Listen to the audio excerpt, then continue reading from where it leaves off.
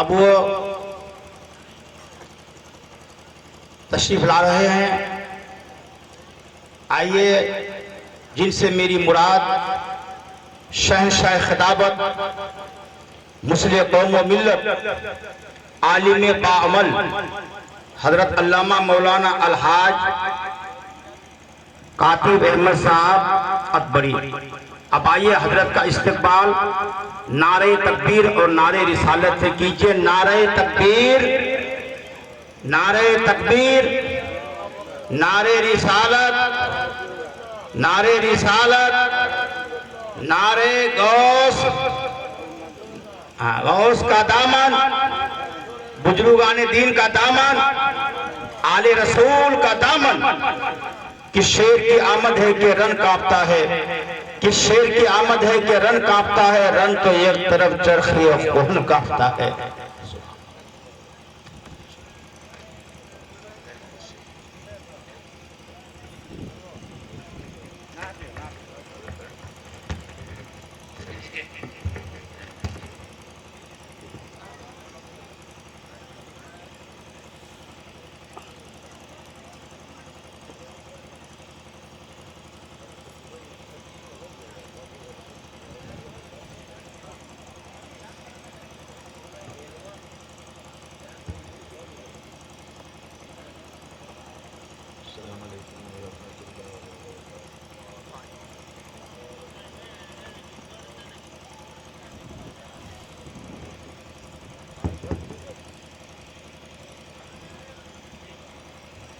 نحمده ونستعينه ونستغفره ونؤمن به ونتوكل عليه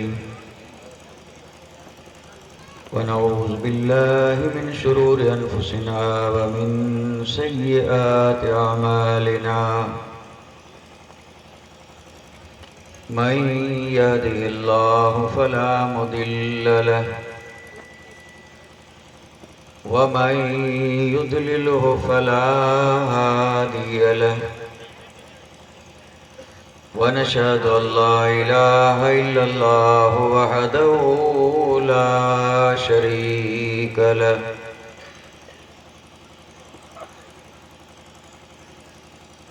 ونشهد أن سيدنا ومولانا محمدا عبده ورسوله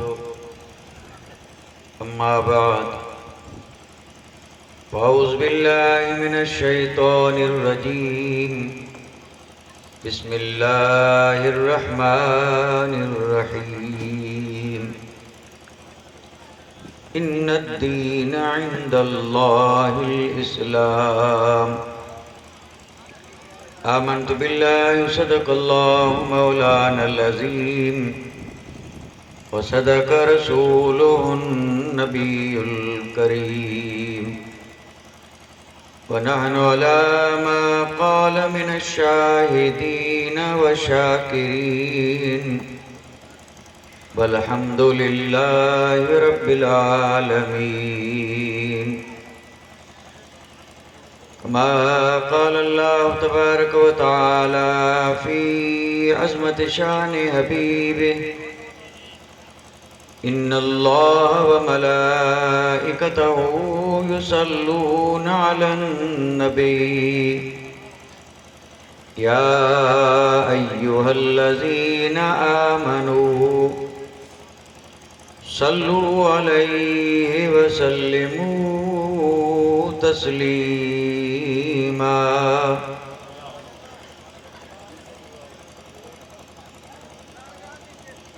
اللهم صل على سيدنا مولانا محمد وعلى آل سيدنا مولانا محمد وبارك وسلم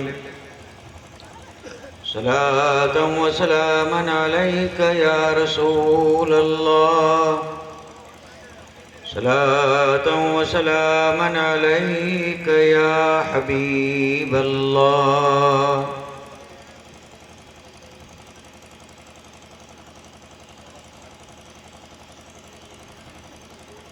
لائق عزت عظیم و تکریم واجب الاحترام گرامی قدر علماء اعظام محترم و مکرم سامعین کرام عزت مآب خواتین اسلام، آج کی یہ بابرکت محفل اور آج کا یہ مبارک جلسہ جسے شادی خانہ آبادی کے پرمسرت اور خوشیوں بھرے موقع پہ شکرانے کے طور پر حصول برکت کے لیے منعقد کیا گیا ہے، جس میں آپ اور ہم شریک ہوئے ہیں۔ اللہ تبارک و تعالی ہماری اس حاضری کو قبول فرمائے اور اس ذکر خیر کو اللہ تبارک و تعالی ہم سب کے لیے دونوں جہان کی سعادت مندی، نیک بختی اور نجات کا ذریعہ اور سبب بنائے۔ غالباً ابھی یہاں پہنچنے کے بعد، اسٹیج پر آنے کے بعد حضرت نے جو بیان کیا اس سے پتہ چلا کہ یہ بچی کی شادی ہو رہی ہے۔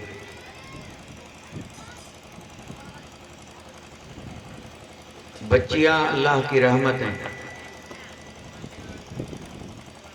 اور یہ آقائے نامدار تاجدار مدینہ کے مقدس فرمان سے ثابت ہے۔ اگر کسی کے گھر میں بچی پیدا ہوئی تو سمجھ لو کہ اللہ کی رحمت آئی، اور پھر جس نے اس بچی کی جیسی تربیت ہونی چاہیے ویسی تربیت کی اور پھر اچھا رشتہ تلاش کر کے اور اس کا نکاح کر دیا، تو میرے آقا نے اس کے بدلے میں اسے جنت کی بشارت دی۔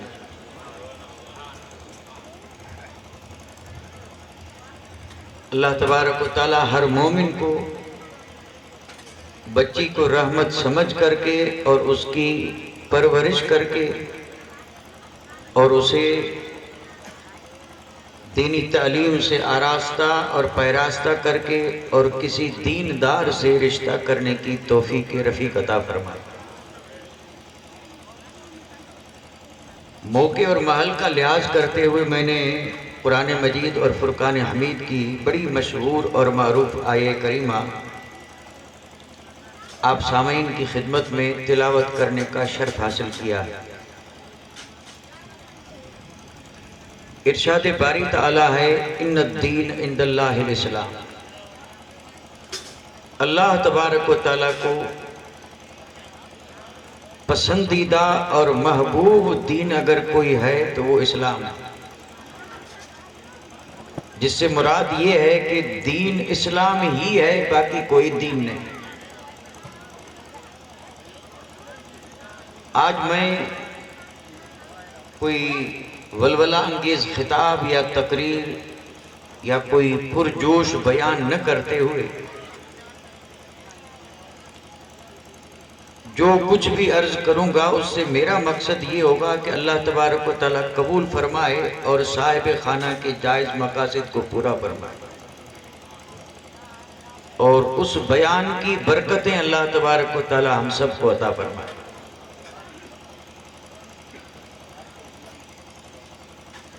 اس کائنات میں، یعنی کائنات سے مراد ہے پوری مخلوق، یہ جو اللہ تعالیٰ کی مخلوق ہے، یعنی اللہ خالق ہے، سب کو رب نے پیدا فرمایا۔ خالق ایک ہے، باقی سب مخلوق ہے۔ یہ ساتوں زمینیں، ساتوں آسمان، اور پھر ان زمینوں میں جو کچھ ہے، آسمانوں میں جو ہے، یہ سب اللہ کا پیدا کیا ہوا اور رب کی مخلوق ہے۔ کتنی زبردست ہے یہ مخلوق! آپ بھی سن چکے ہیں کہ 18,000 عالم ہے۔ یہ جو ہم جس عالم میں زندگی بسر کر رہے ہیں یہ ایک عالم ہے، یہ جہان ہے، اور ہمارا تو حال یہ ہے کہ ہم اس جہان سے بھی بے خبر ہیں۔ جس جہان میں ہم رہتے ہیں ہمیں اس جہان کا اتنا علم نہیں ہے جتنا ہونا چاہیے۔ ہمارا تو حال یہ ہے کہ ہمیں جب اپنے خود دین کا ہی علم نہیں تو جہان کا علم کیا ہوگا؟ جو چیز اپنی ہے جس کا گیان، جس کا دھیان، جس کا علم ہر ایمان والے کو ہونا چاہیے. ہمیں تو اس کی بھی خبر نہیں، تو جہان کی ہمیں خبر کیا ہوگی؟ ہمارا جہان بھی محدود ہے، بالکل تھوڑا سا. اسی میں ہم زندگی بسر کر رہے ہیں اور اسی کو ہم نے سب کچھ سمجھ لیا ہے. اسی جہان میں وہ بھی ہیں جنہوں نے چاند پہ جانے کے دعوے کی، وہ بھی اسی جہان میں رہتے ہیں. اور یہ جو آج ٹیکنالوجی نے ترقی کی ہے، یہ ترقی انسان کی ہے. وہ انسان بھی اسی جہان میں رہتے ہیں، وہ بھی ہماری طرح انسان ہے. لیکن کہاں انہوں نے جہان کو جانا پہچانا اور کہاں ہمارا حال ہے. تو ہم نے تو اس جہان کو بھی نہیں سمجھا، تو 18,000 عالم کو ہم کیا سمجھیں؟ لیکن وہ 18,000 عالم ہیں مخلوق. چاہے یہ ایک عالم ہو، چاہے 18,000 عالم ہو، سب مخلوق ہیں. اب میں ایک دعویٰ کر رہا ہوں، آپ دھیان سے سنیں. 18,000 عالم اور وہ سب مخلوق ہیں. رب کی اس ساری مخلوق میں سب سے بہتر یہ انسان ہے. نہیں، شاید آپ نے غور نہیں کیا. 18,000 عالم، اس میں سے ایک عالم یہ ہے جس کی عظمت کو آپ دیکھیں، جس کی شان کو دیکھیں، سورج، چاند، ستارے. ایک عالم یہ ہے، ایسے 18,000 عالم ہیں. کیا کچھ رب کی قدرتیں اور عجائبات ہوں گے ان عالموں میں، جسے اللہ جانے اور اللہ کا رسول جانے.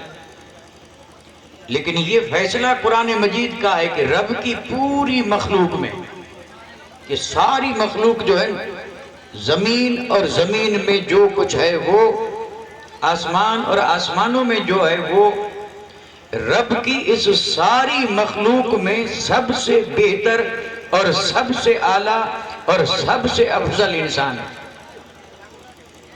یہ انسان جو ہے نا، یہ سب سے افضل ہے. اور ہمیں یہ بات ماننے میں تردد اس لیے ہو رہا ہے، یہ بات ہم اس لیے نہیں سمجھ پا رہے ہیں کہ ہم انسان ہی کو نہیں سمجھے. اس لیے یہ سمجھ میں نہیں آ رہی کیا، یعنی کیسا زبردست دعویٰ ہے کہ سب سے افضل یہ انسان ہے. بے شک ہے، اس میں کوئی شک نہیں. ہم جب یہ بات لوگوں کے سامنے رکھتے ہیں کہ سب سے افضل انسان ہے، تو لوگوں کے ذہن میں خیال آتا ہے فرعون انسان تھا یا نہیں؟ یہ حامان، شداد، قارون، ابو جہل، ابو لہب اور یہ بے ایمان مشرک، یہ سب انسان ہیں یا نہیں؟ یہ سب انسان ہی تو ہے. یعنی دعویٰ یہ ہے کہ انسان سب سے افضل ہے، اور یہ انسان ہے جن کے میں نے ابھی نام لیے.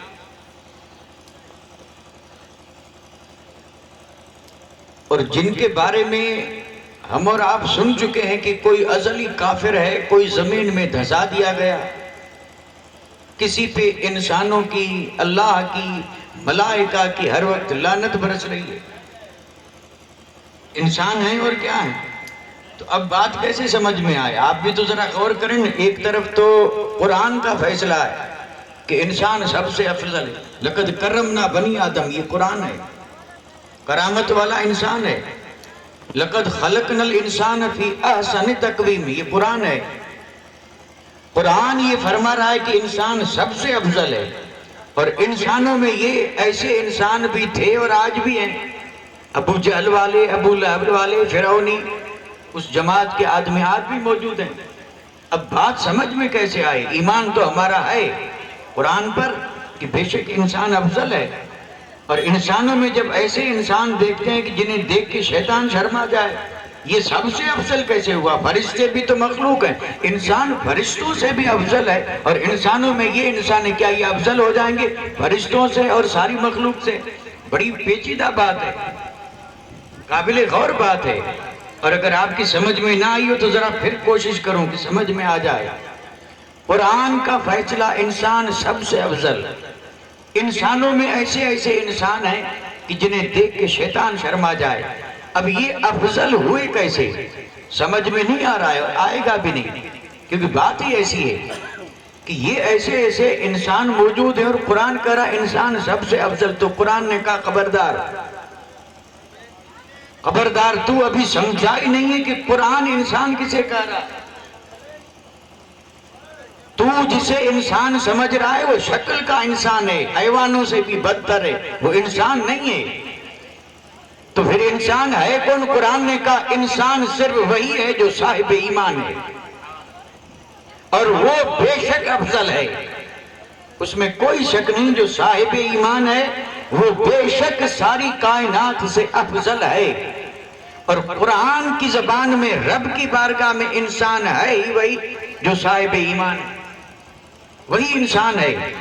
اور باقی کے بارے میں قرآن نے فرمایا بل ہم کل انعام بل ہم اضل ہم کل انعام بل ہم اضل، یعنی جو ایمان سے محروم ہیں وہ چوپایوں کی طرح ہیں یا چوپایوں سے بھی گئے بھی تھے.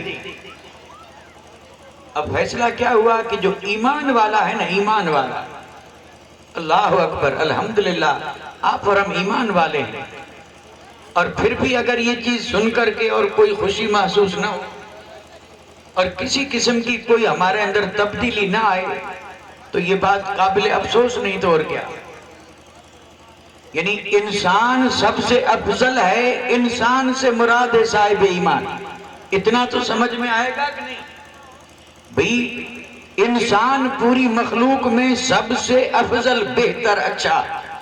اور انسان سے کون مراد ہے؟ تو انسان سے مراد وہی جس کے دل میں ایمان ہے. ایمان ایمان والا. اور ایمان والا افضل اس لیے ہے کہ ایمان نام ہے نور مصطفیٰ کا. اب کیا کریں؟ تو جس کے دل میں نور مصطفیٰ ہو وہ سب سے افضل نہیں ہوگا تو اور کیا ہوگا؟ بھئی ہم ایمان والے ہیں یا نہیں؟ الحمدللہ ہم ایمان والے ہیں. اور ایمان نام ہے کس چیز کا؟ یہ میں نہیں کہتا، خود میرے آقا نے فرمایا، جو آپ بھی بارہا سن چکے ہوں گے. میرے آقا نے فرمایا کہ مومن کے دل میں جو ایمان ہے، آقا نامدار فرماتے ہیں کہ مومن کے دل میں جو ایمان ہے یہ میرا نور ہے. یہ جو مومن ہے نا، مومن جس نے پڑھا لا الہ الا اللہ محمد الرسول اللہ، مومن فرمایا مومن کے دل میں جو ایمان ہے، میرے آقا نے فرمایا یہ میرا نور ہے. اور یہ حدیث پاک سے ثابت ہے، حدیث سے. یہی وہ چیز ہے کہ جسے ہم نے نہ کبھی سوچا نہ اس پہ غور کیا. اور کمزوری ہماری یہ ہے کہ عام انسانوں کی طرح ہم بھی اپنے آپ کو ویسا ہی سمجھنے لگے. جیسے ایک عام آدمی جس کے پاس ایمان نہیں ہے وہ بھی آدمی. ہم نے بھی اپنے آپ کو اسی کے ساتھ اٹھنے بیٹھنے، اسی کے ساتھ زندگی بسر کرنے کی وجہ سے اور اسی ماحول میں رہنے کی وجہ سے افسوس، صد افسوس ہے کہ ہم نے بھی یہ سمجھ لیا کہ ہم بھی اسی طرح انسان ہیں. نہیں میرے دوست، ہم انسان ضرور ہیں، لیکن فرق یہ ہے کہ وہ صرف انسان ہے، ہم انسان بھی ہیں اور صاحب ایمان بھی ہیں. کیا یہ فرق کم ہے؟ ہم انسان بھی ہیں.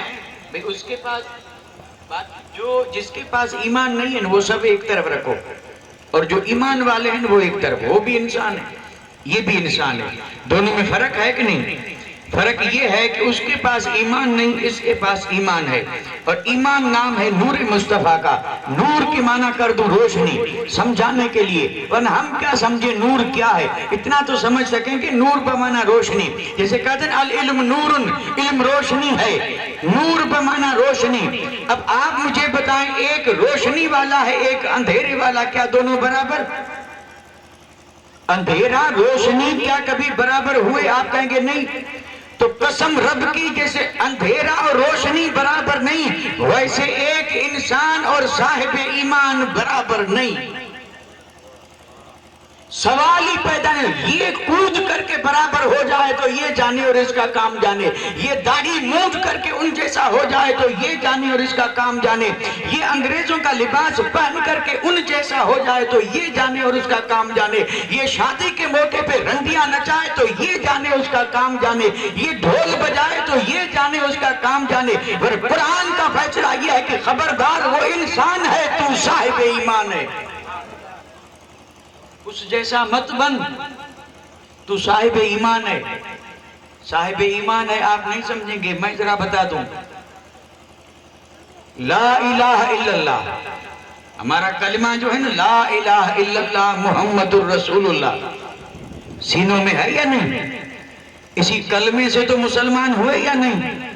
لا الہ الا اللہ محمد الرسول اللہ، دو جز ہیں کلمے کے، اور یہی کلمہ جو ہے نا، اسی سے آدمی مسلمان بنتا ہے، مسلمان۔ ہم نے اس کلمے کی قدر نہیں کی، ورنہ یہ کلمہ وہ ہے کہ اگر 60 سال کا کفر ہو، غور سے سن لیں، 60 سال کا کفر ہو اور ان ہاتھوں سے قبیلے کی 70 بچیاں بھی کوئی دفن کر کے اور پھر پہنچے نبی کی بارگاہ میں اور پڑھ لے لا الہ الا اللہ محمد الرسول اللہ، تو رب 60 سال کا کفر جو ہے اسے نور سے بدل دے اور 70 سال کی وہ بچیاں جو دفن کی ان گناہوں کو معاف فرما دے۔ ایک بار پڑھا تو نہیں سمجھے آپ؟ ہم جو کلمہ پڑھتے ہیں لا الہ الا اللہ محمد الرسول اللہ، پڑھتے ہیں کہ نہیں پڑھتے؟ کلمہ تو پڑھتے ہوں گے کہ نماز نہیں پڑھتے، میں بھی جان رہا ہوں۔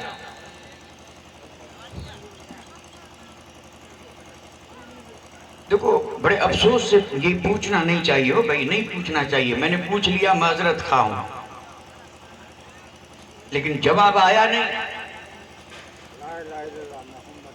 کلمہ بے شک پڑھتے ہیں، یعنی جب سوتے ہیں تو کلمہ پڑھ کے سوتے ہوں گے، جب آنکھ کھلی تو کلمہ پڑھ کے اور پھر اٹھتے ہوں گے، اللہ کرے ایسا ہی ہو، اور اگر نہ ہو تو کم از کم اتنا تو کر لیں، بستر پہ سونے جائیں تو کلمہ پڑھ کے سوتے، اور جیسے ہی آنکھ کھلے، پھر چاہے آدھی رات کو کھلے، کروٹ بدلیں تو لا الہ الا اللہ، اور بستر سے اٹھیں تو لا الہ الا اللہ۔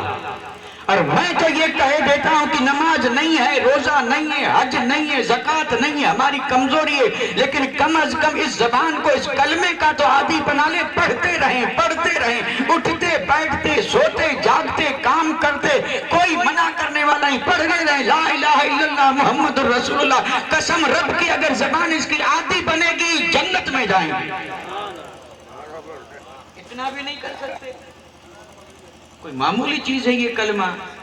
میں عرض کر رہا تھا کہ ہم ایمان والے ہیں، ایمان والے الحمدللہ، ایمان جو ہے نا لا الہ الا اللہ محمد رسول اللہ، یہ وہ پاک کلمہ ہے، ایک بار پڑھے تو اس کو کیا ملتا ہے۔ اگر بات سمجھ میں نہ آئی ہو تو ذرا تفصیل سے بتا لوں۔ آقا نامدار تاجدار مدینہ کے ایک صحابی ہیں حضرت دہیہ کلبی، سبحان اللہ، اب تو یاد آیا معاملہ۔ دہیہ کلبی کون ہیں؟ صحابی ہیں، اور یہ وہ صحابی ہیں کہ کبھی کبھی جبریل امین دہیہ کلبی کی شکل میں حضور کی بارگاہ میں آ کے بیٹھتے تھے۔ سید الملائکہ جبریل امین میرے آقا کی بارگاہ میں آئے کس شکل میں؟ جیسے کہ دیکھنے والا سمجھے دہیہ کلبی، لیکن نبی سمجھ رہے ہیں کہ دہیہ کلبی نہیں ہے، جبریل ہے، یہ ہیں دہیہ کلبی اس مقام کے۔ اور آپ نے یہ بھی تو کربلا کے واقعے سنے کہ نہیں؟ یہ دہیہ کلبی جب میرے آقا کی بارگاہ میں جبریل امین دہیہ کلبی کی شکل میں آتے تو حسنین کریمین دوڑ کر کے گود میں بیٹھتے، سمجھتے دہیہ کلبی ہے، حالانکہ دہیہ کلبی نہیں ہے، جبریل امین ہے، سید الملائکہ۔ تو یہ دہیہ کلبی جو تھے نا، انہوں نے ابھی کلمہ نہیں پڑھا تھا، اپنی قوم کے سردار تھے، قوم کے سردار تھے، کلمہ نہیں پڑھا تھا۔ میرے آقا کے دل میں یہ خیال پیدا ہوا کہ اگر دہیہ کلمہ پڑھ لے تو ایک کے دوزخ سے بچنے کے سبب سارا قبیلہ دوزخ سے بچ جائے گا، سب کلمہ پڑھ لیں گے۔ نبوت والے ہاتھ اٹھے، میرے آقا نے دعا مانگی کہ مولا دہیہ کلبی کو ایمان کا نور دے دے، اور نبی کی دعا رد ہوتی ہی نہیں ہے، کسی بھی نبی کی دعا کبھی رد نہیں ہوتی۔ نبی کی دعا کا عالم یہ ہے کہ دلہن بن کے نکلی دعائے محمد، اجابت نے بڑھ کر گلے سے لگایا، بڑی ناز سے جب دعائے محمد، بس دیر تھی دعا مانگنے کی، میرے آقا نے دعا مانگی اور دعا قبول ہو گئی۔ حضرت داہیہ کلبی کے بارے میں، ابھی کفر میں ہے، اب داہیہ کلبی پر ایمان کی حقانیت روشن ہوئی، وہ وہاں سے چلے آ رہے ہیں کلمہ پڑھ لیں۔ میں واقعے کی طرح واقعہ عرض نہیں کر رہا ہوں، اللہ کرے بات سمجھ میں آ جائے، بات سمجھ میں آ جائے۔ نبی کی دعا قبول ہوئی، داہیہ کلبی نکلے ہیں، اپنے گھر سے آئے ہیں میرے آقا کی بارگاہ میں، تاجدار مدینہ میں۔ داہیہ کلبی کو جب آتے دیکھا، ابھی کلمہ نہیں پڑھا ہے، لیکن قربان جاؤں اخلاق محمدی پہ، آپ نے نبوت والی چادر اٹھائی اور داہیہ کلبی کے آگے رکھ دی، کہا اس پہ بیٹھ۔ اور داہیہ کلبی بھی کوئی عام آدمی نہیں تھا، اس نے کہا یہ چادر بیٹھنے کے قابل نہیں، یہ چادر تو آنکھوں سے لگانے کے قابل ہے۔ داہیہ نے ادب کا مظاہرہ کیا، نبی کی چادر پہ نہیں بیٹھا، چادر کو سر پہ رکھا، آنکھوں پہ رکھا، اور پھر داہیہ کلبی بیٹھا۔ میرے آقا نے فرمایا داہیہ کیسے آنا ہوا؟ کہا لا الہ الا اللہ محمد الرسول اللہ، یا رسول اللہ دل سے کفر کٹ چکا ہے اور اندر آپ کے نور نے روشنی پھیلا دی۔ کلمہ پڑھ لیا، سبحان اللہ پڑھ لیا، ایک بار پڑھا لا الہ الا اللہ محمد الرسول اللہ، ایک بار پڑھا۔ اب کلمہ تو پڑھ لیا لیکن رونے لگے، زار و قطار رو رہے ہیں۔ صحابہ کرام جو بیٹھے تھے وہ بھی حیرت میں تھے کہ خوشی ہے، خوشی میں تو جھومنا چاہیے، خوش ہونا چاہیے، اور یہ خوشی کے موقع پہ دولت ملی ہے ایمان کی، دوزخ سے بچا ہے، جنتی بنا ہے، حوریں ملیں گی، قصور ملیں گے، غلمان ملیں گے، بہاریں ملیں گی، یہ تو مالا مال ہو گیا، ایمان کی دولت ملی، خوش ہونا چاہیے۔ داہیہ کلبی رو کیوں رہا ہے؟ تو حضرت داہیہ کلبی سے میرے آقا نے پوچھا داہیہ رونے کا سبب؟ تو حضرت داہیہ کلبی نے کہا یا رسول اللہ، حالت کفر میں بچی کو زحمت سمجھا جاتا تھا اور باپ اپنے ہاتھوں سے زندہ بچیوں کو دفن کرتے تھے۔ میں چونکہ اپنے قبیلے کا سردار تھا، میرے قبیلے میں جب کوئی بچی پیدا ہوتی تو باپ چاہے یا نہ چاہے، ماں کی مرضی ہو یا نہ ہو، سردار ہونے کے ناطے میں اپنا فرض سمجھتا تھا کہ اس بچی کو زندہ دفن کروں۔ یا رسول اللہ، ان ہاتھوں سے میں نے ایک نہیں دو نہیں قبیلے کی 70 بچیاں دفن کی ہیں۔ آپ اندازہ فرمائیں یہ اسلام کا احسان ہے پوری دنیا پہ کہ بچیاں زندہ ہیں۔ عورتوں کے حقوق کی بات کرنے والے، خیر وہ اس طرف جانا ہی نہیں ہے۔ میں عرض یہ کر رہا تھا کہ داہیہ کلبی نے جب یہ کہا کہ 60 سال کی عمر ہے، 70 بچیاں، میں نے کیا 60 سال عمر گزری کفر میں، اور 70 بچیوں کو میں نے اپنے ان ہاتھوں سے یعنی دفن کیا ہے۔ ان گناہوں کو یاد کر کے رو رہا ہوں کہ ان کا کیا ہوگا؟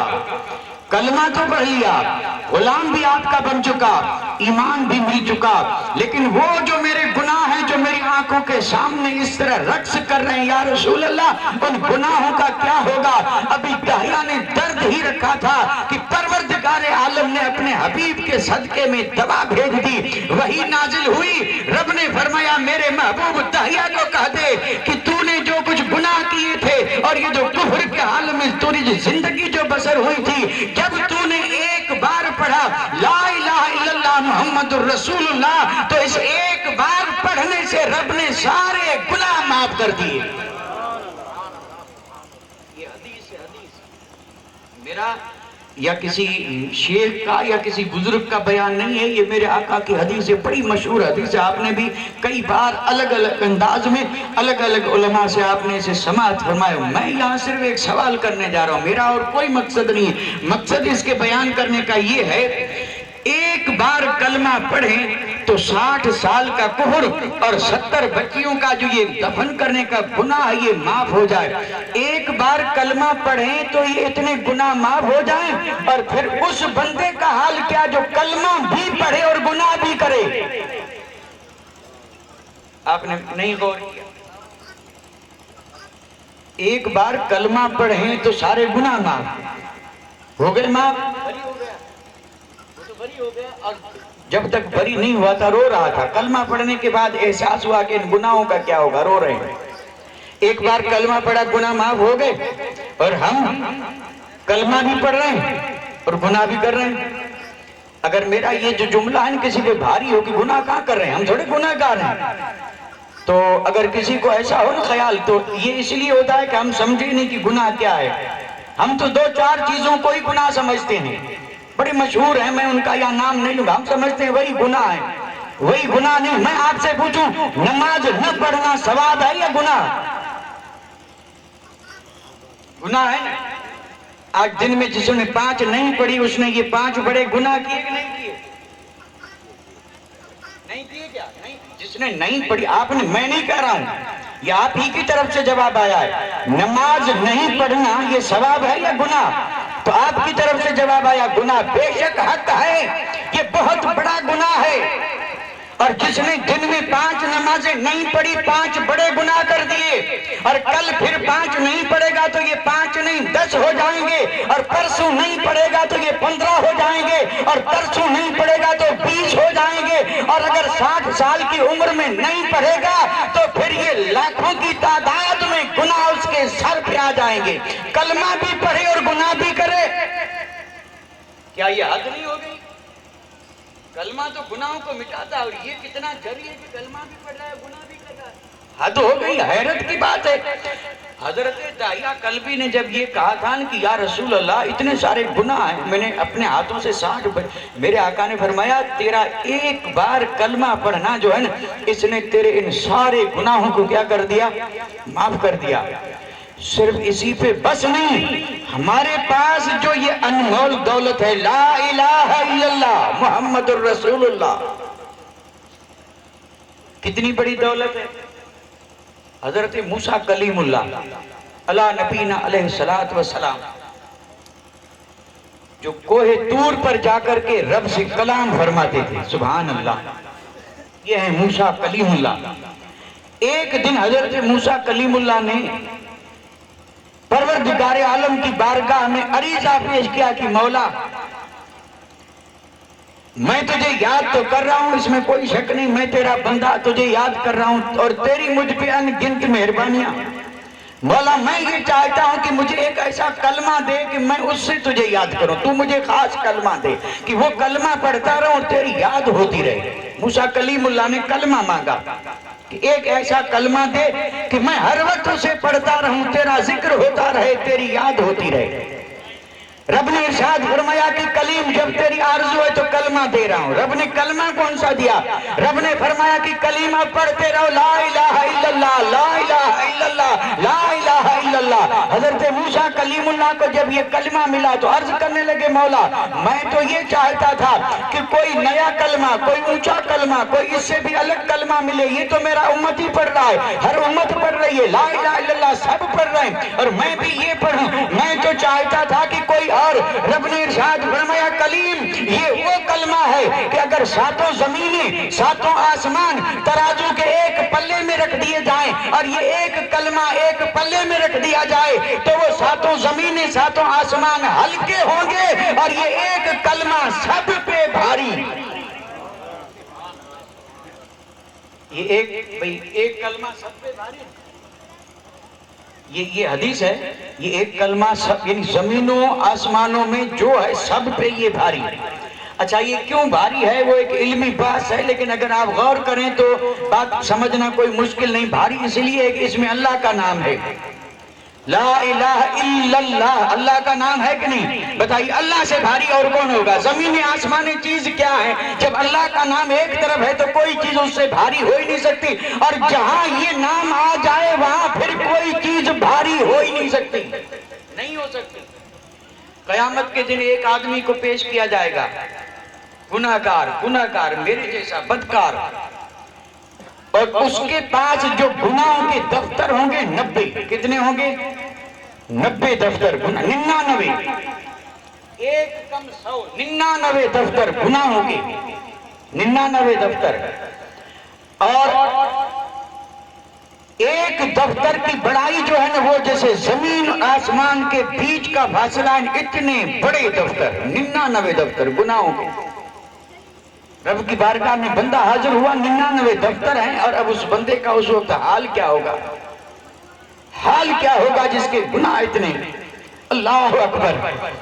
جب بندے کے حال پہ رب کی رحمت والی نظر جائے گی تو رب فرمائے گا بندہ پریشان مت ہو، 99 دفتر دیکھے ہیں، پریشان ہو رہا ہے، پریشان مت ہونا، میرے نزدیک تیری ایک امانت میرے پاس ہے، آج اس کی ضرورت پیش آئی ہے، وہ امانت نکالتا ہوں۔ حدیث پاک میں ہے کہ اللہ تبارک و تعالیٰ ایک بطاقہ نکالے گا، بطاقہ مانا کاغذ کی چھوٹی سی پرچی، کاغذ کا چھوٹا سا ٹکڑا، اللہ تعالیٰ فرشتوں سے فرمائے گا کہ یہ بطاقہ جو ہے اس کو ترازو کے ایک پلڑے میں رکھ دو اور اس کے 99 دفتر ایک طرف رکھ دو اور پھر وزن کرو، دیکھو بھاری کون ہوتا ہے۔ فرشتے جب وزن کریں گے تو 99 گناہوں کے دفتر ہلکے ہو جائیں گے اور یہ بطاقہ بھاری ہو جائے گا۔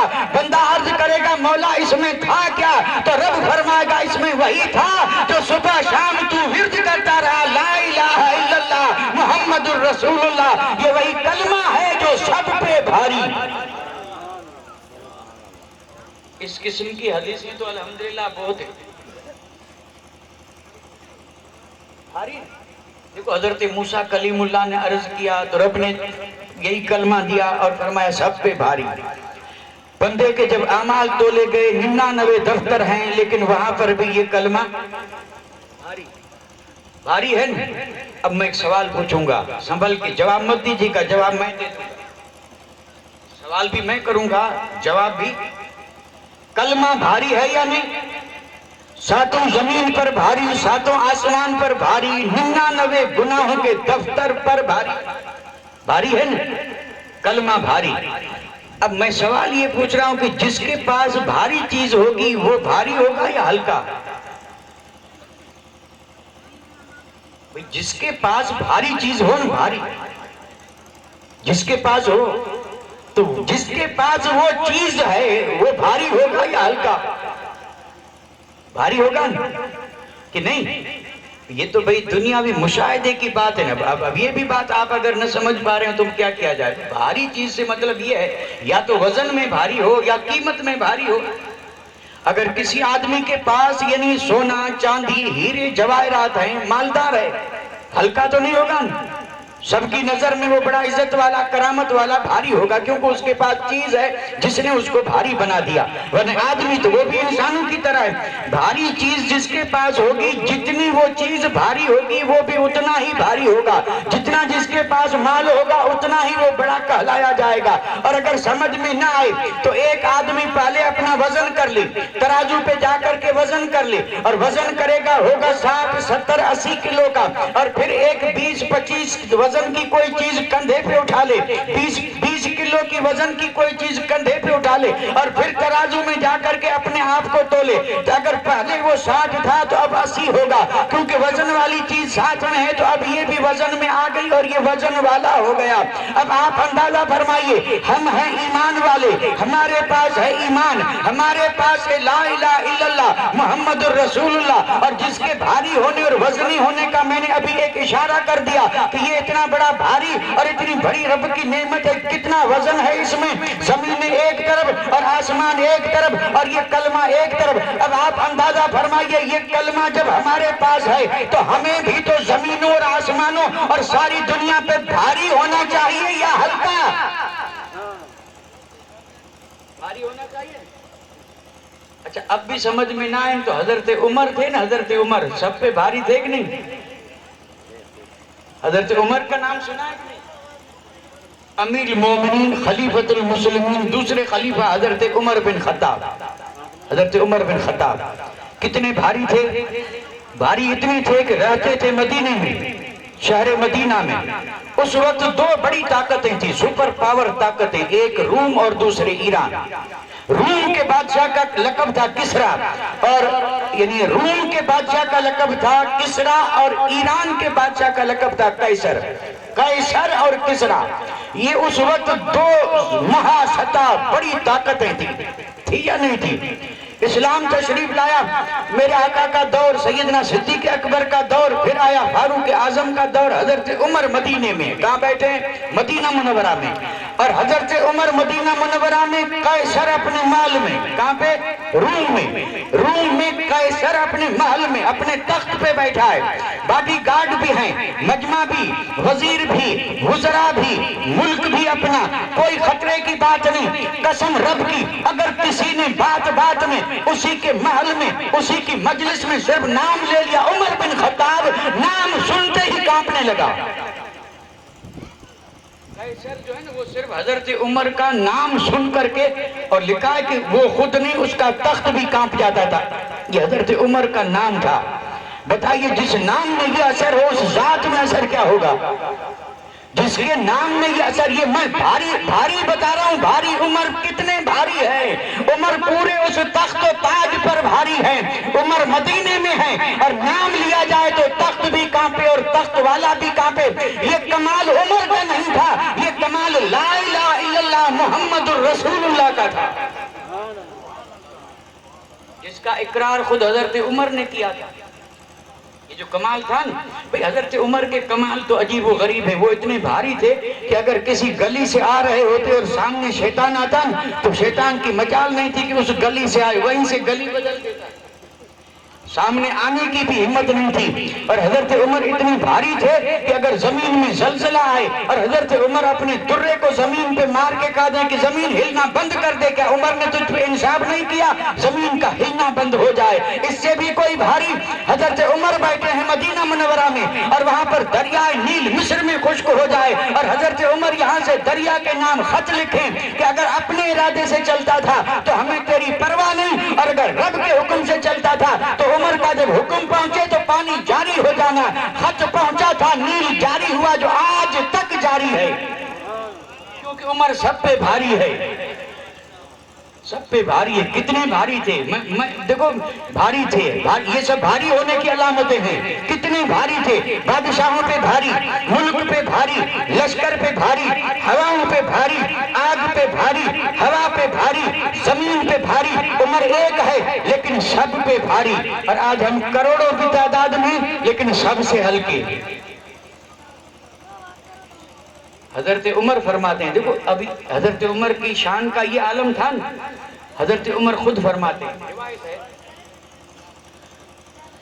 امیر المومنین خلیفۃ المسلمین حضرت عمر گئے حج پڑھنے اپنے دور خلافت میں۔ جب آپ امیر المومنین بنے تو حج پڑھنے گئے، سبحان اللہ، تنہا تو نہیں گئے ہوں گے، کیسا نورانی مجمع ساتھ میں ہوگا، اور سارے عالم اسلام سے اشاعت آئے تھے حج پڑھنے۔ حج تو انہوں نے پڑھا، حج ادا ہو گیا، اب سب لوگ اپنے اپنے ملک کی طرف جب روانہ ہونے لگے تو حضرت عمر آ رہے ہیں مدینہ شریف کی طرف، سبحان اللہ، مدینے کی طرف۔ حضرت عمر کے ساتھی اونٹوں پہ سوار حج پڑھ کے، شکرانے ادا کر کے، کعبے کا آخری طواف کر کے، کعبے کا دیدار کر کے اب جا رہے ہیں مدینہ منورہ کی طرف۔ مکہ المکرمہ کے شہر سے ذرا باہر نکلے تھے کہ وہاں ایک وادی آتی ہے جس کا نام ہے وادی دجنان، آج بھی ہے، سبحان اللہ، اور اس وادی دجنان میں آج بھی نور برس رہا ہے۔ مکہ المکرمہ شہر بدل گیا، محل بدل گئے، گلیاں بدل گئی، لیکن قسم رب کی پہاڑ وہی ہیں جس میں ہرا ہے اور جس میں سور ہے، اور پہاڑوں کی وادیاں آج بھی وہی ہیں جو اس وقت تھی۔ حضرت عمر جب وادی دجنان میں آئے، اس وادی میں آپ نہیں سمجھیں گے، وادی ذرا وادی بھی سمجھا دوں، پہاڑی علاقہ ہے نا، پہاڑی۔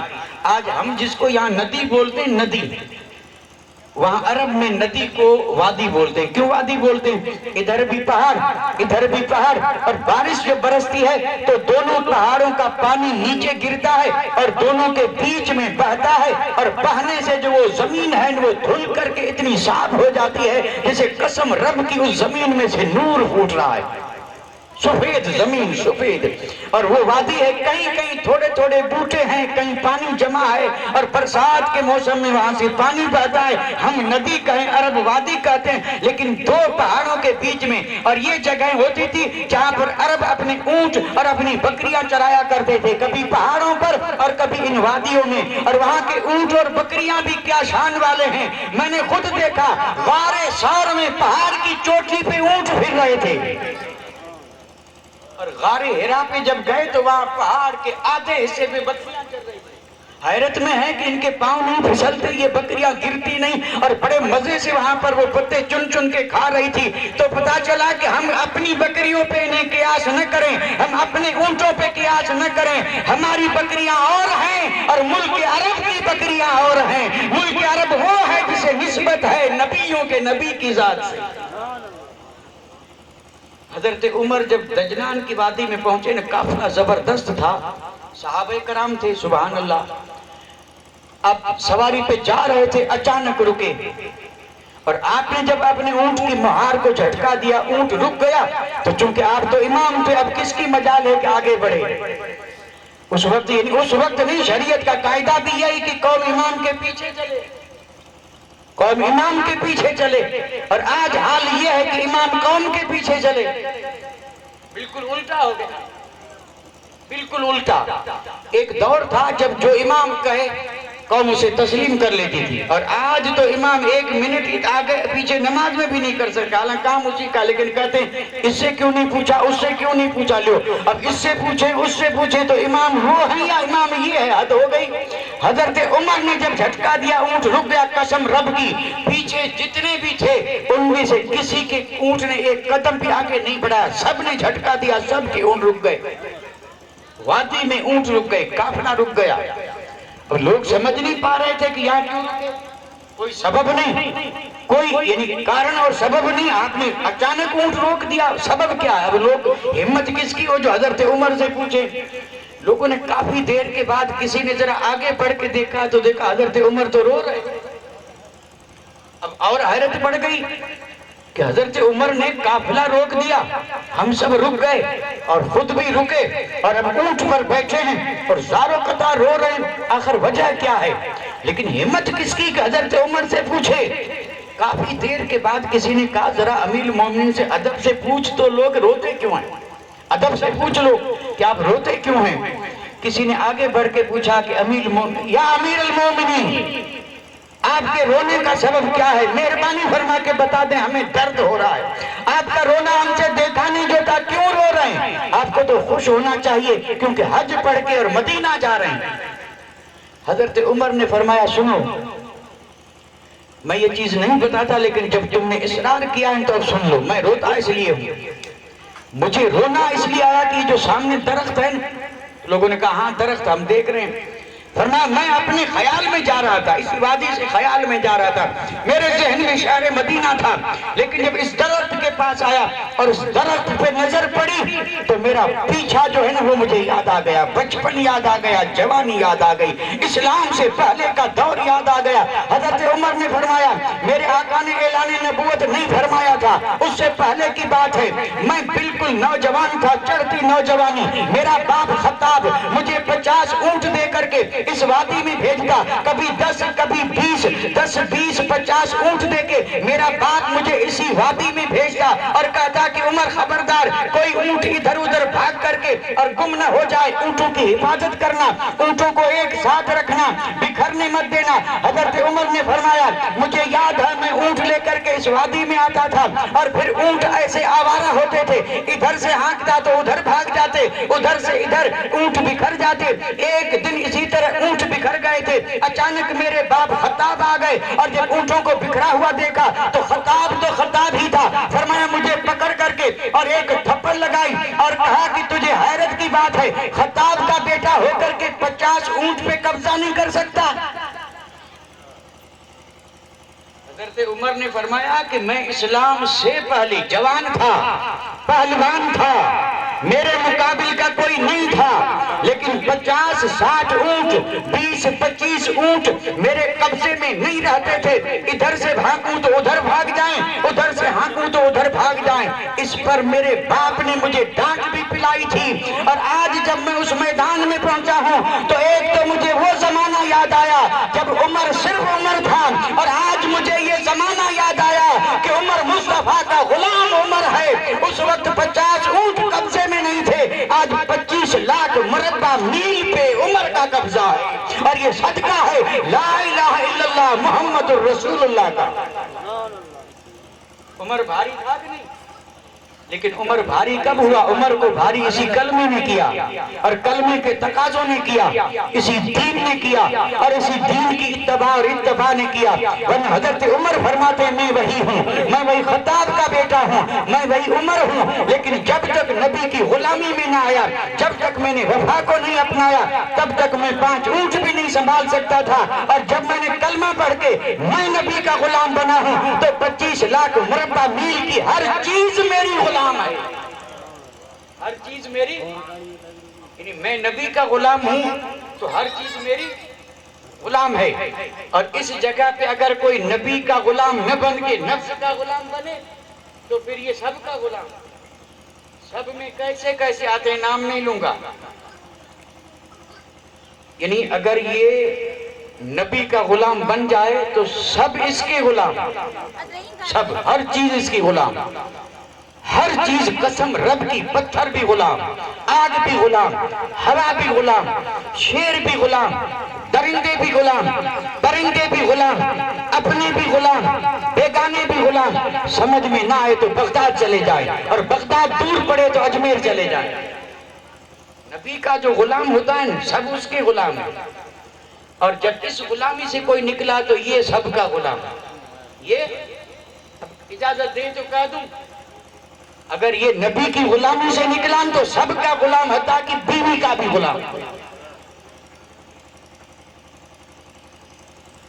کیوں غلام بنا بھائی؟ سب کا غلام کیوں بنا؟ تو جواب یہ آئے گا کہ اسے غلام بننا تھا نبی کا، کلمہ نبی کا پڑھے، صدقہ نبی کا کھائے، خیرات نبی کے در کی ملے، لا رب العرش جس کو جو ملا ان سے ملا، بٹتی ہے کونیت میں نعمت رسول اللہ کی، یہ ساری نعمتیں در رسول سے مل رہی ہیں، کھائیں ان کا، پیے ان کا، پہنے ان کا، اوڑھے ان کا، بہاریں ان کے صدقے، رزق ان کے صدقے، سورج ان کے صدقے، چاند ان کے صدقے، اور سب ان کے صدقے، اور نافرمانی بھی ان کی۔ یہ بھی عقل مندی ہے کوئی صاحب؟ حیرت کی بات نہیں تو اور کیا ہے؟ خیر بات بڑھ رہی ہے، بات بڑھانا مقصد نہیں، آیت پڑھی اس کا میں نے ابھی ترجمہ بھی نہیں کیا، یہ تو چند ابتدائی باتیں، اللہ کرے سمجھ میں آ جائے، سمجھ میں یہ آ جائے کہ ہم صاحب ایمان ہیں، اللہ کرے یہ سمجھ میں آ جائے کہ ہمارے دل میں نور ہے، نور، ایمان ہے نا، ہمارے دل میں ایمان ہے یا نہیں؟ الحمدللہ ایمان ہے نا، یہ ایمان میرے آقا کا نور ہے، اور جس کے پاس یہ نور ہو نا اسے چاہیے کہ کسی اور چیز کی فکر نہ کرے، سب سے زیادہ اسی نور کی فکر کرے کہ کہیں ناراض ہو کے نکل نہ جائے۔ سب سے زیادہ مال چلا جائے کوئی حرج نہیں، دھن دولت ہاتھ سے نکل جائے کوئی حرج نہیں، گھر بار اگر ہاتھ سے نکل جائیں کوئی حرج نہیں، ان کی فکر اتنی نہیں کرنی چاہیے، کیونکہ ان کے جانے سے اگر نقصان ہوا بھی تو دنیاوی زندگی کا ہوگا، اس سے آگے وہ نقصان کچھ بھی نہیں، لیکن اگر یہ نقصان ہو گیا تو پھر یہ نقصان قبر، حشر، آخر تک نقصان دیتا رہے گا، اور پھر کوئی چارہ کار نہیں ہوگا۔ بڑے سے بڑی دولت ایمان ہے، بڑے سے بڑی دولت کیا ہے؟ ایمان ہے، اور ایمان نور ہے۔ تو اب ہونا کیا چاہیے کہ سب سے زیادہ ہر وقت، ہر لمحہ، ہر آن آدمی کو اپنے اس ایمان کی فکر رہنی چاہیے کہ ایمان جو ہے نا وہ سلامت رہے، ایمان پہ کسی قسم کا کوئی خطرہ نہ آئے، اور ایمان میں کسی قسم کی کوئی کمزوری نہ آئے، اور ایمان کے جو تقاضے ہیں اسے آدمی پورا کرتا رہے۔ ایمان نور ہے، ایمان کیا؟ نور ہے، اور نور سے مراد ہے روشنی، اور اس کا ضد ہے، اپوزٹ ہے اندھیرا۔ اسلام نور ہے، باقی ہے اندھیرا۔ میں اگر آپ سے پوچھوں کہ اچھے کام جتنے بھی ہیں وہ اندھیرے میں ہوتے ہیں یا روشنی میں؟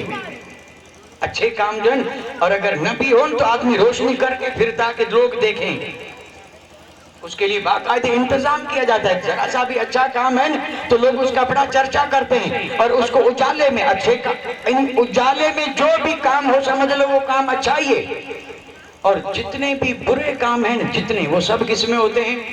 اندھیرے میں، چھوٹے ہوں یا بڑے، جتنے بھی برے کام ہیں وہ سب ہوتے ہیں اندھیرے میں، اور اگر دن میں بھی ہوتے ہیں تو کرنے والا چھپ کے کرتا ہے، اور چھپ کے کیا تو گویا اندھیرے میں ہی کیا، دوسروں سے اس کو اپنے آپ کو اندھیرے میں رکھا، چاہے رات کا اندھیرا ہو اور چاہے کسی سے چھپ کر کے کرے، لیکن برائی کوئی علل اعلان نہیں کرے گا، برائی سب چھپ کے کرتے ہیں۔ کیوں؟ اس لیے کہ برائیاں سب اندھیرے کے کام ہیں اور بھلائیاں جتنی ہیں سب اجالے کے کام ہیں، نور کے کام ہیں۔ جتنی بھلائیاں ہیں سب اجالے میں، ہم نور والے ہیں تو نور والے ہیں تو ہمارے سارے کام ہونے چاہیے بھلائی کے،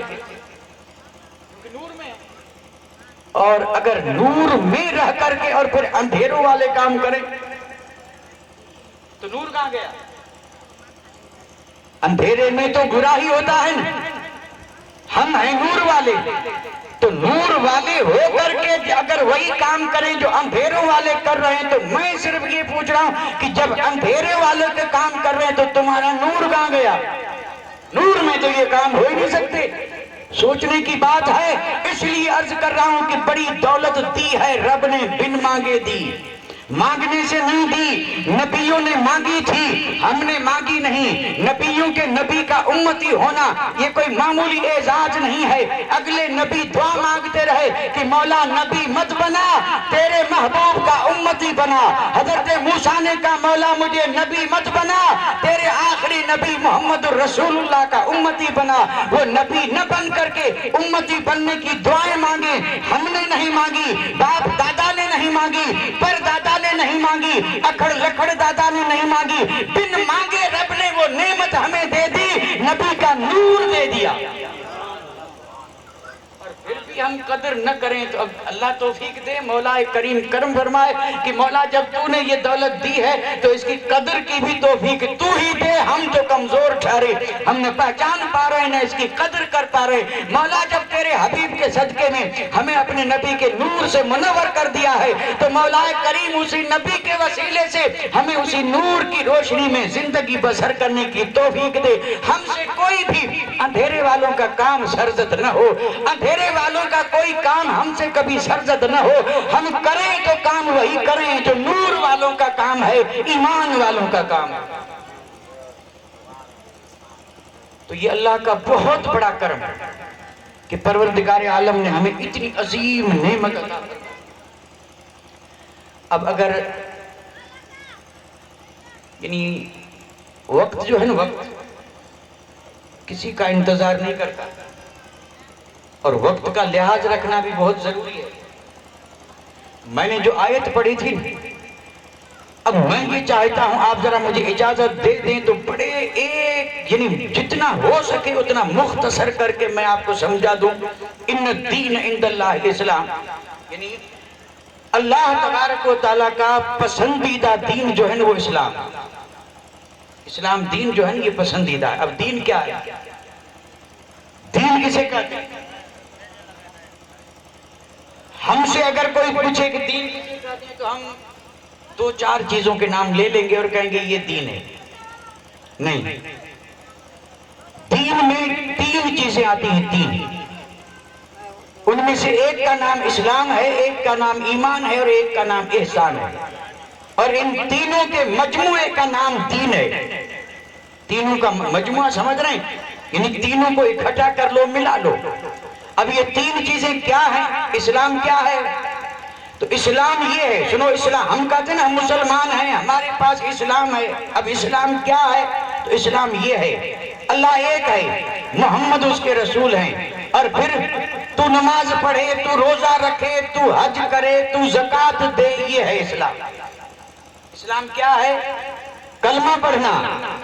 اگر صرف اسی کا نام اسلام ہوتا تو پھر چار کا ذکر نہیں کیا جاتا، ان چاروں کو اس کے ساتھ ملا کے پھر کہا گیا یہ اسلام ہے۔ صرف وہ نہیں، یہ سب ملے پانچ بنے تو اسلام بنا، اور یہ حدیث پاک ہے، میں نے پڑھی بھی نہیں، نہ میرے پاس وقت ہے، اگر پڑھوں تو پھر اس کے لیے ایسا ماحول بھی چاہیے، وقت بھی چاہیے۔ اسلام کیا ہے؟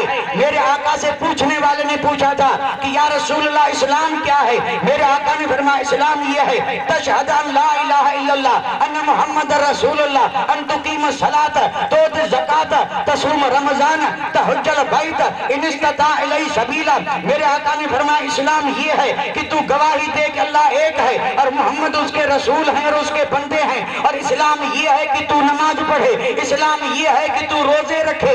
اسلام یہ ہے کہ مالدار ہے تو زکوٰۃ دے. اور اسلام یہ ہے کہ اگر طاقت ہے تو حج کرے. یہ ہے اسلام. ہم مسلمان ہیں نا, یہ اسلام ہمارے پاس ہے. یہ جو میں نے کہا نا یہ ہے اسلام, یہ ہمارے پاس ہے نہیں ہے نا. تو نہیں ہے تو پھر ذرا بنا لیں اسلام. اسلام یہ ہے. ہم نے سمجھا وہ اسلام نہیں ہے, ابھی کمی ہے. اسلام یہ ہے کلمہ بھی پڑھے, نماز بھی پڑھے, روزے بھی رکھے, حج بھی کرے, زکوٰۃ دے. یہ ہے اسلام. ان کا مجموعے کا نام اسلام ہے. اور پھر اس نے پوچھا ایمان کیا ہے, تو میرے آقا نے فرمایا ایمان یہ ہے ان تؤمن باللہ وملائکتہ وکتبہ ورسلہ والیوم الآخر والقدر خیرہ وشرہ من اللہ تعالی والبعث بعد الموت. فرمایا یہ ہے ایمان. ایمان یہ ہے کہ تو اللہ کو مانے, فرشتوں کو مانے, کتابوں کو مانے, رسولوں کو مانے, آخرت کے دن کو مانے, تقدیر کے برے اور بھلے ہونے کا اللہ کی طرف سے جانے اور مانے, اور آخرت کے دن پہ ایمان رکھے. یہ ہے ایمان. ایمان یہ ہے یعنی مانے, اللہ کو مانے, اور جو اللہ کو مانے گا وہ اللہ کی بھی مانے گا. سن لیں, ایمان یہ ہے کہ تو اللہ کو مانے, اور قسم رب کی جو اللہ کو مانے گا وہ ضرور اللہ کی بھی مانے گا. اور اللہ کی نہ مانے تو یہ اللہ کو ماننا نہیں ہوگا. بھاری لگے تو معاف فرما دیں.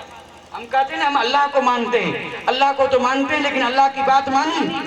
یہ ماننا کہاں ہوا؟ ماننا یہ ہے جنہوں نے اللہ کو مانا انہوں نے اللہ کی ہر بات کو مانا. یہ ہے رسولوں کو مانے, آخرت کے دن کو مانے.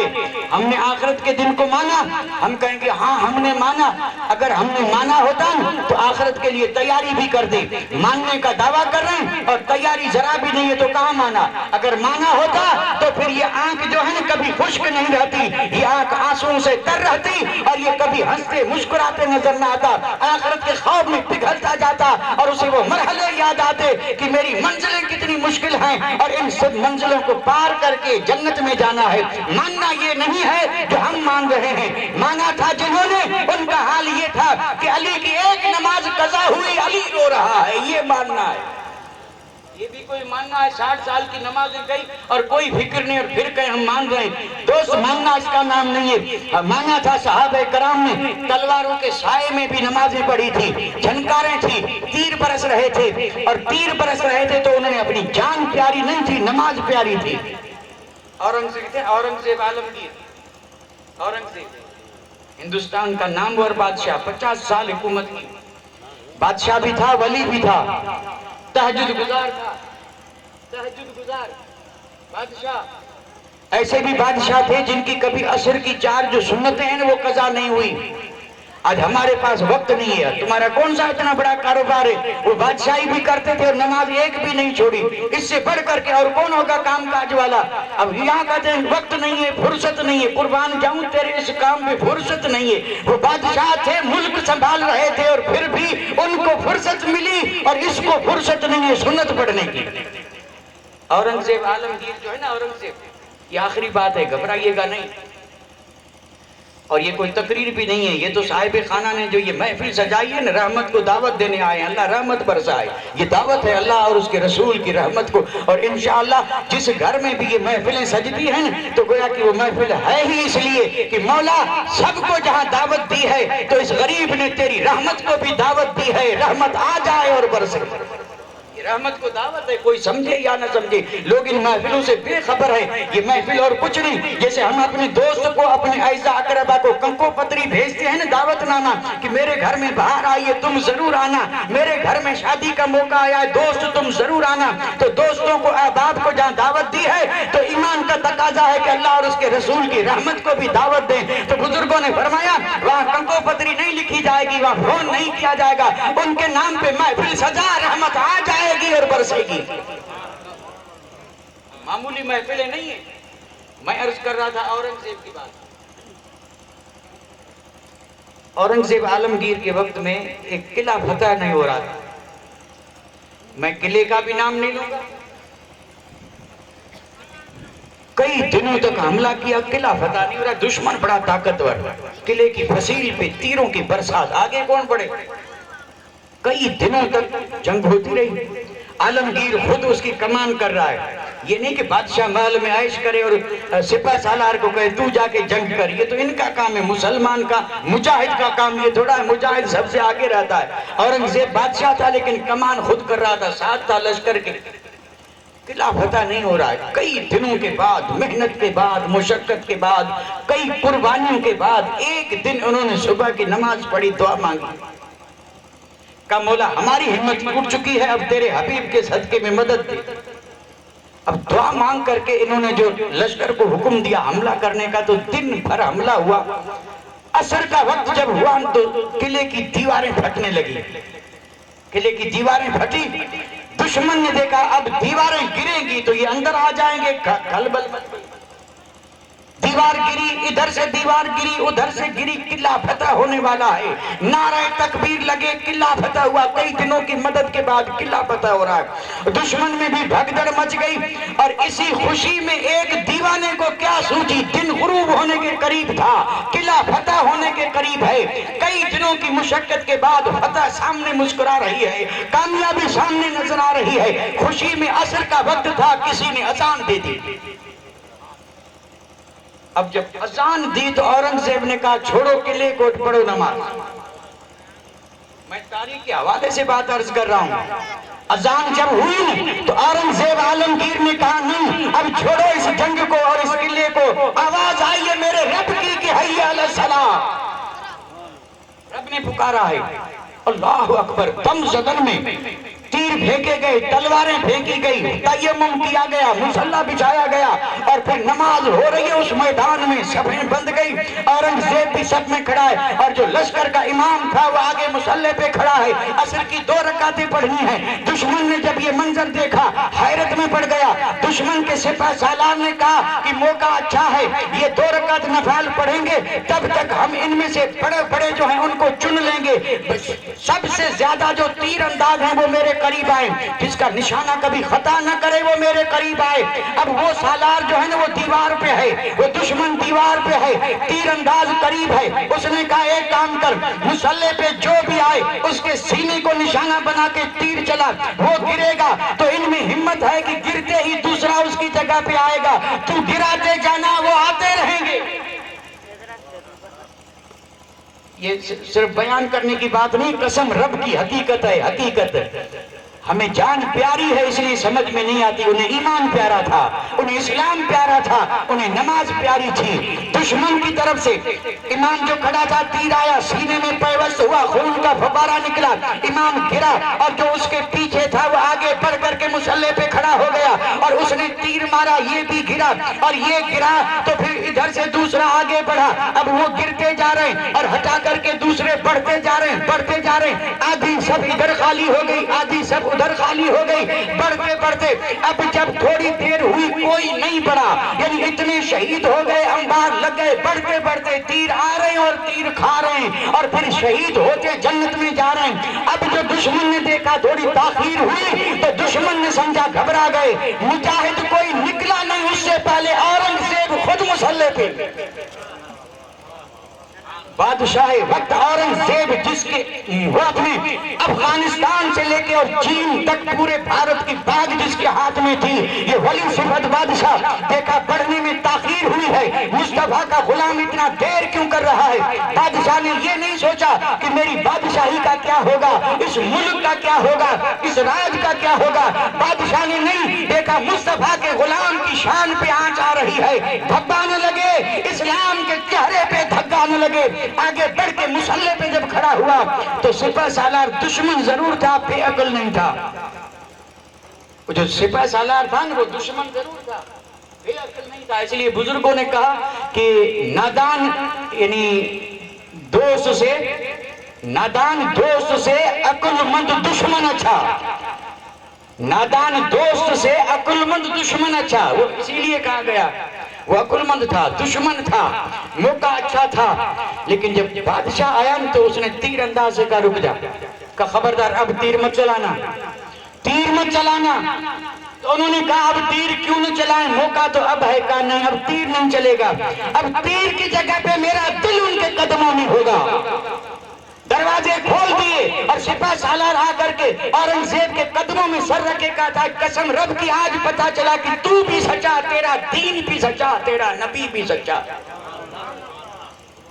نماز کا وقت آیا تو یہ فتح بھی روک نہیں پائی اور اتنے پشتوں پہ پشتے لگ رہے تھے, لیکن نمازی جو ہے نا وہ نماز میں کھڑے تھے. جب مصطفیٰ کے غلام کا یہ حال تھا تو یہ سب پہ بھاری تھا. اور جب یہ چیز نہیں رہی تو اتنا ہلکا ہوا ہے کہ اللہ کی پناہ, اتنا ہلکا. آج جو ہمارا حال ہے نا, اللہ رحم فرمائے, بیان کرنے کے قابل نہیں. جو اتنا بھاری تھا وہ اتنا ہلکا کیسے ہوا؟ تو اس کی وجہ یہ ہے کہ جب مصطفیٰ کا غلام تھا تو سب پہ بھاری تھا, اور جب نفس کا غلام بنا تو اتنا ہلکا ہوا کہ اللہ کی پناہ کی محمد سے وفا تو نے تو ہم تیرے ہیں. یہ جہاں چیز کیا ہے, لوح و قلم تیرے ہیں.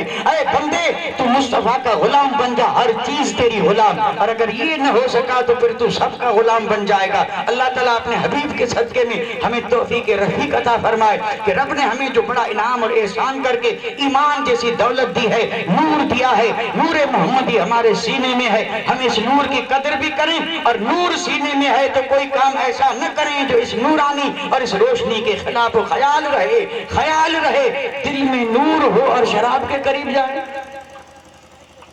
دل میں نور ہے اور سامنے شراب, کوئی اس کو پسند کرے گا؟ یہ دل میں نور مصطفیٰ اور سامنے, دل میں نور مصطفیٰ اور سامنے گناہ. آپ اندازہ فرمائیے, جب حدیث سے ثابت ہے کہ مومن کے دل میں جو ایمان ہے یہ مصطفیٰ کا نور ہے, تو اب جس کو ملا ہے اس کو کم از کم اتنا تو خیال رکھنا چاہیے کہ اس نور کو ہر جگہ تو نہ لے جائے. بھئی نیکیاں نہیں ہو سکتی تو رب توفیق دے کرے, لیکن بڑے سے بڑے گناہ جو ہیں ان کے قریب تو اس نور کو لے کے نہ پہنچنے کی کوشش کرے. کہاں اس کا مقام ہے اور کہاں تو لے کے جا رہا ہے؟ بندے خدا کا خوف کر, کچھ شرم حیا کر, کچھ تو سوچ. عام آدمی ہوتا تو کہیں بھی چلا جاتا, کوئی حرج نہیں تھا, لیکن تجھے رب نے نوازا ہے نور مصطفیٰ سے. اب تو نور والا ہے, نور ملا تو اب تو کیا ہے؟ نور والا ہے. اور یہ میں نہیں کہتا, قرآن مجید میں مصطفیٰ کے غلام کو نور والا کہا گیا.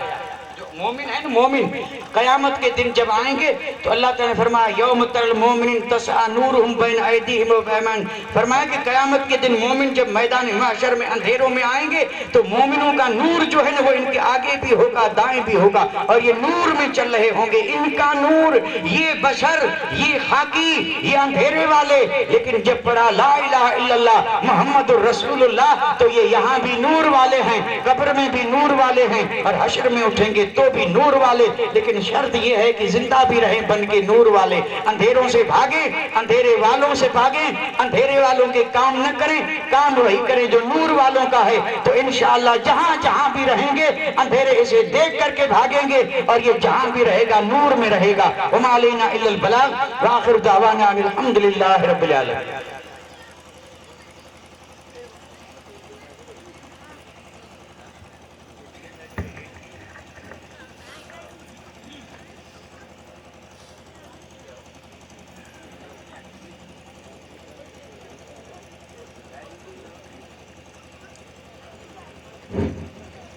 خیر البشر پر لاکھوں سلام, خیر البشر پر لاکھوں سلام, لاکھوں درود اور لاکھوں سلام.